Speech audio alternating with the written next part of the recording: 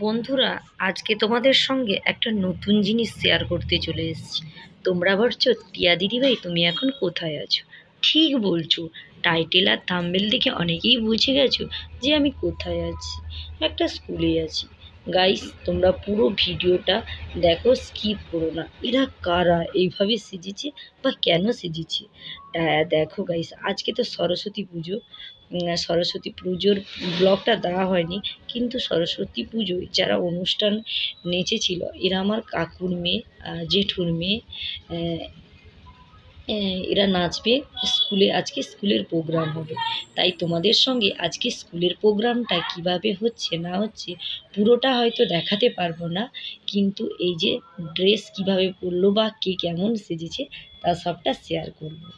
এই দেখো, এইখানে দেখো হলুদ কালারের যে দুটো ওড়না দেওয়া আছে, এই দুটো আমার কাকুর মেয়ে। আর একজন যে এমনি এমনি একটা স্কার্টের মতন পড়েছে, সে হলো আমার একজন জেঠুর মেয়ে। তাই দেখো এরা কি সুন্দরভাবে সেজেছে। এদের নাচের ভিডিওটা অবশ্যই তোমাদের দেব।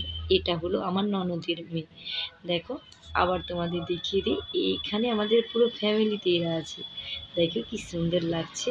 এই যে হাত নাড়িয়ে দেখলো, এ আমার একজন দাদার মেয়ে। তাই দেখো গাইস, কি এদের কি সুন্দর লেগেছে। সরস্বতী পুজোয় একটা নাটক করবে এরা, আর একটা নাচ করবে। নাচ একটা নয়, একটা মেয়ে তিনটা নাচবে, তিনটা গানে নাচবে, আর একজন দুটো গানে নাচবে। তাই তোমাদের সঙ্গে শেয়ার করতে আমি চলে এলাম। অবশ্যই তোমাদের দেখাবো কিভাবে নাচ করলো, কিভাবে প্রোগ্রাম হলো। চেষ্টা করব তোমাদের সঙ্গে সবটা তুলে দেওয়া। দেখো ছোট্ট ছোট্ট এদের কি সুন্দর লাগছে। একজন 6-এ পড়ে, একজন 7-এ পড়ে, একজন 5-এ পড়ে। আর এই যে শাড়ি পরা মেয়েটাকে দেখেছো, এ 5-এ পড়ে, 6-এ উঠলো এই বছর। আর এই যে আমাদের দুষ্টু মুষ্টু আমার বোনের ছেলে, আর এই যে আমার সোনু। দেখো গাইস কেমন লাগলো। ওকে ওকে, বাই বাই।